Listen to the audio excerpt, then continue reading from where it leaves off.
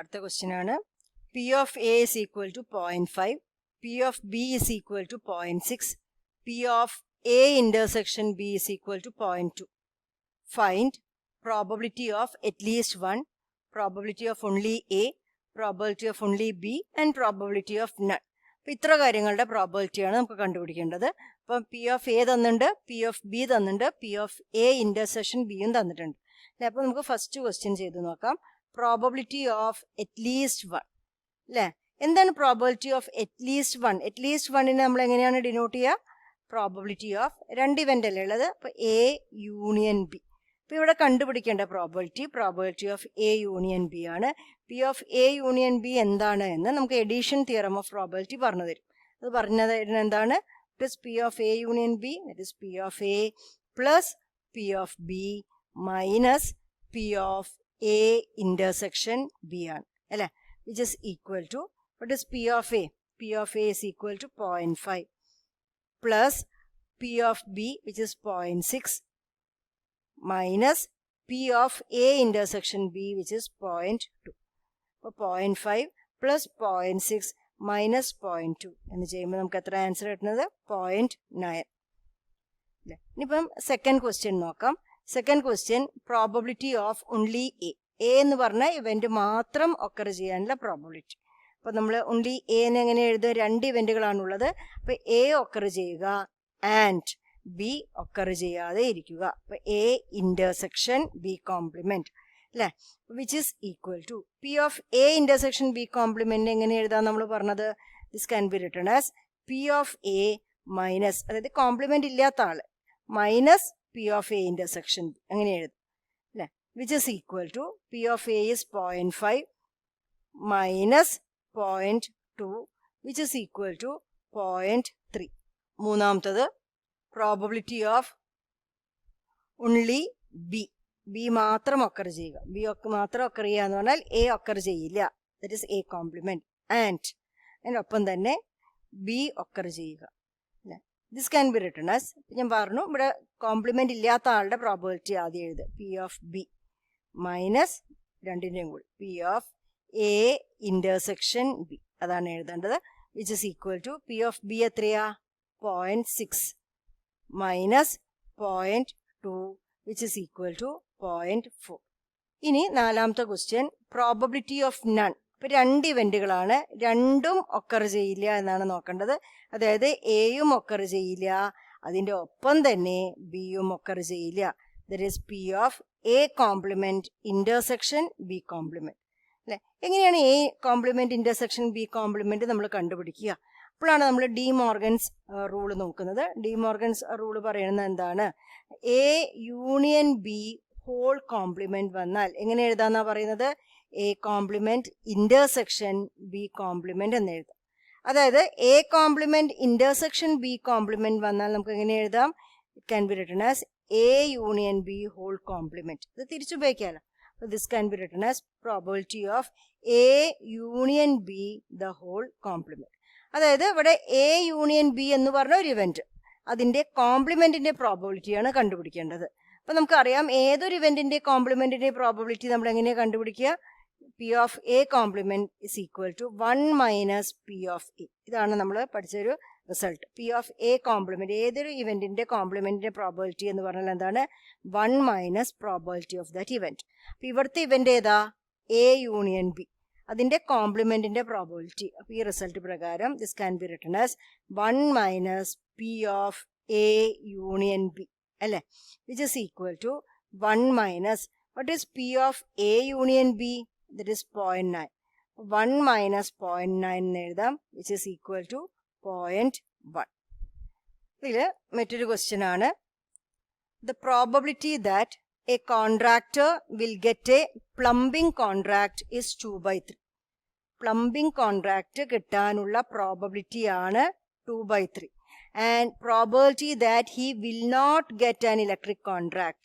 Electric contract കിട്ടാതിരിക്കാനുള്ള probability is 5/9 and the probability that he will get at least 1 contract, ചുരുങ്ങിയതൊരു contract at least 1നുള്ള probability തന്നിട്ടുണ്ട് 4/5. What is the probability that he will get both the contracts? അതാണ് നമ്മളെ question അല്ലേ. അപ്പോൾ എന്തൊക്കെയാണ് തന്നിരിക്കുന്നത്? പിന്നെ പ്ലംബിംഗ് കോൺട്രാക്ട് കിട്ടാനുള്ള പ്രോബബിലിറ്റി, ഇലക്ട്രിക് കോൺട്രാക്ട് കിട്ടാതിരിക്കാനുള്ള പ്രോബബിലിറ്റി, അറ്റ്ലീസ്റ്റ് 1നുള്ള പ്രോബബിലിറ്റി, ഇത്ര കാര്യങ്ങളാണ് തന്നിരിക്കുന്നത്. അപ്പോൾ നമുക്ക് ഈ പ്ലംബിംഗ് കോൺട്രാക്ട് കിട്ടുക, അതിന് നമുക്ക് ഇവന്റുകൾക്ക് പേര് കൊടുക്കാം. എ എന്ന് പറഞ്ഞാൽ getting A plumbing contract. Plumbing contract കിട്ടുക എന്നുള്ളതിനെ നമ്മൾ എ കൊണ്ട് ഡിനോട്ട് ചെയ്തു.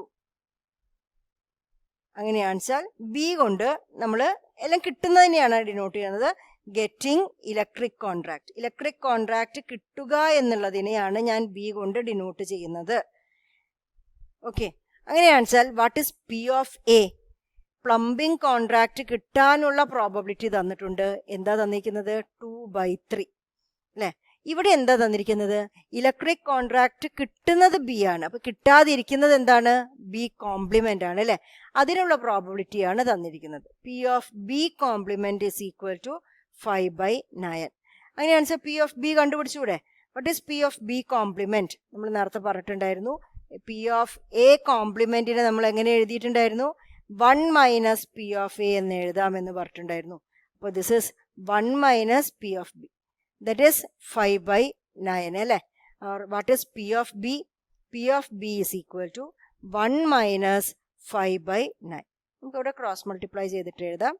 9 minus 5 whole divided by 9 which is 4/9. അപ്പോൾ നമുക്ക് ഇവിടെ എന്തൊക്കെ കിട്ടി? നമുക്ക് P of A നമ്മൾ ഐഡന്റിഫൈ ചെയ്തു, അതായത് പ്ലംബിംഗ് കോൺട്രാക്ട് കിട്ടും, അത് ഡയറക്റ്റ് ആയിട്ട് 2/3.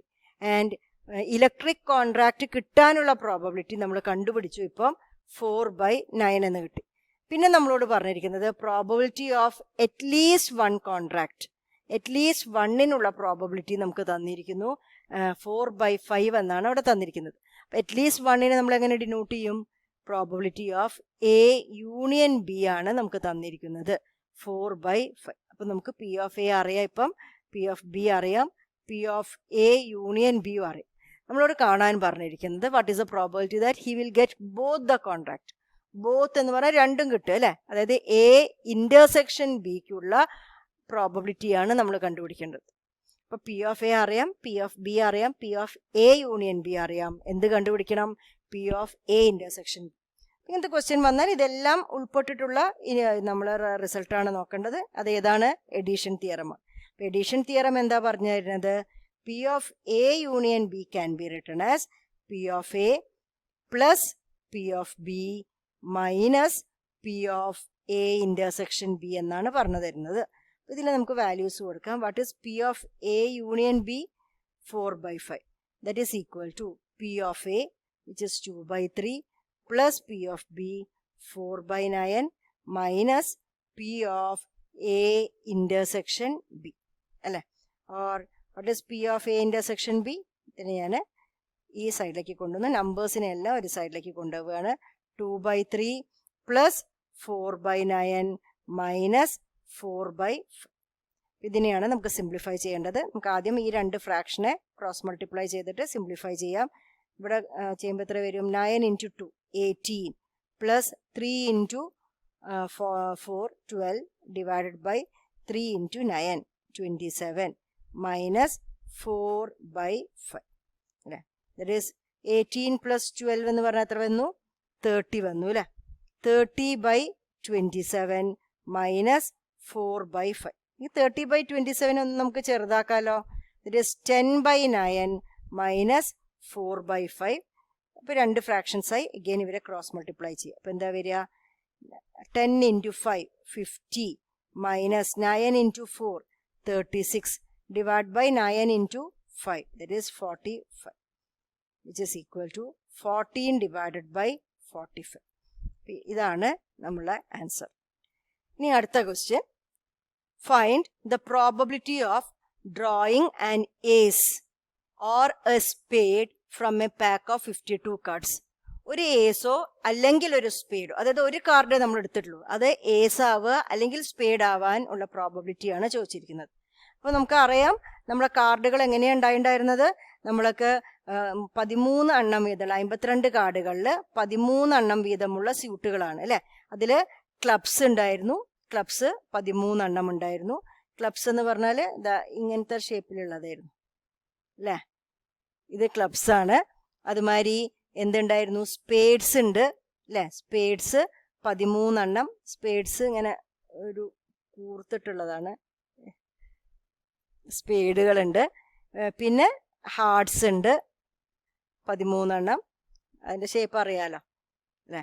ഡയമണ്ട്സ് ഉണ്ട്. ഇങ്ങനെയായിരുന്നു നമ്മൾ മുമ്പേ എഴുതി തന്നാണ്. ഡയമണ്ടുകളുണ്ട്, അവരുടെ കാർഡുകളുള്ളത് അല്ലേ. അപ്പോൾ ഈ 13 കാർഡുകൾ ഇങ്ങനെ 4 സ്യൂട്ടുകളായിട്ടാണ് കാർഡുകൾ ഉള്ളത്. ഈ 13 കാർഡുകൾ ഏതൊക്കെയാണ് വരുന്നത്, കിങ്, ക്യൂൻ, ജാക്ക്, ഏസ്, പിന്നെ 2 മുതൽ 10 വരെയുള്ള നമ്പർ കാർഡ്സ് അല്ലേ. അതുമാതിരി ഇവിടെ കിങ്, ക്യൂൻ, ജാക്ക്, ഏസ് 2 മുതൽ 10 വരെ. അതുമാതിരി ഇവിടെ king, queen, jack, ace 2 to 10. അങ്ങനെയാണ് ഓരോ 13 കാർഡുകളും വരുന്നത്. ഇത് നമ്മൾ മുമ്പ് ചെയ്തതാണ് കാർഡുകളുടെ പ്രോബ്ലം. അപ്പോൾ ഇവിടെ നമ്മളോട് ചോദിക്കുന്നത് ഒരു ഏസോ ഒരു spade, ace or a spade എന്നാണ് ചോദിച്ചിരിക്കുന്നത്. അപ്പോൾ നമുക്ക് എന്ത് ചെയ്യാം, ഏസ് കിട്ടുന്നതിനെ നമുക്ക് താഴെ എഴുതട്ടെ. ഏസ് കിട്ടുക എന്ന് പറയുന്നതിന്, ഏസ് കിട്ടുക എന്നുള്ളതിന് ഞാൻ എ എന്ന് പറഞ്ഞ ഇവൻ്റായിട്ട് ഡിനോട്ട് ചെയ്യുന്നു. ആൻഡ് സ്പേഡ് കിട്ടുക എന്ന് പറയുന്നതിന് ഞാൻ ബി കൊണ്ട് ഡിനോട്ട് ചെയ്യുന്നു. അപ്പോൾ എൻ്റെ ക്വസ്റ്റ്യൻ എന്താണ്, what is the probability of getting an ace or a spade അല്ലേ. അപ്പം നമ്മളെ ഭാഷയിൽ പറയുകയാണെന്ന് വെച്ചാൽ, ഇപ്പോൾ പ്രോബബിലിറ്റി ലാംഗ്വേജിലേക്ക് മാറ്റിയാൽ this is probability of ace എന്ന് പറഞ്ഞാൽ എ, ഓർ എന്ന് പറഞ്ഞാൽ നമ്മൾ എങ്ങനെ എഴുതുക, യൂണിയൻ അല്ലേ, സ്പേഡ് എന്ന് പറഞ്ഞാൽ ബി. അതായത് നമ്മുടെ question P of A union B ആണ് എനിക്ക് കാണേണ്ടത്. അതിന് നമുക്ക് എഡീഷൻ തിയറം പ്രകാരം എങ്ങനെ എഴുതാം, P of A plus P of B minus P of A intersection B എന്ന് എഴുതാം. That is equal to what is P of A. P of A എന്ന് പറഞ്ഞാൽ ഏസ് കിട്ടാനുള്ള പ്രോബബിലിറ്റി ഇല്ലേ. അപ്പം നമ്മളെ കയ്യിൽ എത്ര ഏസുകളാണ് ഉള്ളത്, 4 ഏസുകൾ അല്ലേ. ഇവിടെ 1 2 3 4 ഏസുകളാണുള്ളത്. ഔട്ട് ഓഫ് ടോട്ടൽ എത്ര കാർഡുകളാണ്, 52 കാർഡ്സ്. അപ്പോൾ ഫേവറബിൾ കേസസ് എത്രയാണ് ഏസ് കിട്ടാൻ, 4 cases by total cases 52 plus P of B എന്ന് പറഞ്ഞാൽ എന്താണ്, പി ഓഫ് ബി എന്ന് പറഞ്ഞാൽ probability of getting a spade. അപ്പം നമ്മളെ കയ്യിൽ എത്ര സ്പേഡുകളാണുള്ളത്, ഈ 52 കാർഡുകൾ 13 സ്പേഡുകളാണുള്ളത്. ഇപ്പോൾ ഒരു സ്പേഡ് കിട്ടാൻ എത്ര ഫേവറബിൾ കേസസ് ആണുള്ളത്, 13 ഔട്ട് ഓഫ് ടോട്ടൽ 52 കേസസ് അല്ലേ. അപ്പോൾ P of B is equal to 13 divided by 52 എന്ന് വന്നു. മൈനസ് ഇതെന്താ സംഭവം, P of A intersection B, അതായത് ഏസും ആവണം ആൻഡ് സ്പേഡും ആവണം. ഏസും സ്പേഡും ആവുന്ന ഒരു കാർഡ് ഉണ്ടോ എന്ന് നമ്മൾ നോക്കണം. അതായത് നമ്മൾ സ്പേഡുകളിൽ നോക്കിയില്ലേ, അപ്പോൾ സ്പേഡുകളിൽ ഒരു ഏസ് ഉണ്ടല്ലോ. അപ്പോൾ ഈ കാർഡ് എന്താണ്, this is an ace and it is a spade. അപ്പോൾ this is a intersection B എന്ന് പറയുന്നത് ഇതാണ്. അങ്ങനെ എത്ര കാർഡാണ് ഉള്ളത്, സ്പേഡുകളെ കൂട്ടത്തിൽ ഒരൊറ്റ ഏസേ ഉള്ളൂ അല്ലേ. അപ്പം ഒരു ഫേവറബിൾ കേസാണ്, അതാണ് ഇവിടെ വരുന്നത്. It is 1/52. അപ്പം ദിസ് ഇസ് ഈക്വൽ ടു, എല്ലാത്തിൻ്റെയും ഡിനോമിനേറ്ററുകൾ തുല്യമാണ് അല്ലേ. അപ്പം നമുക്ക് വരെ കൂട്ടാം. ന്യൂമറേറ്ററുകളെ 4 + 13 - 1 divided by 52 which is equal to 16/52. ഇതാണ് നമ്മളെ റിക്വയർഡ് ആൻസർ.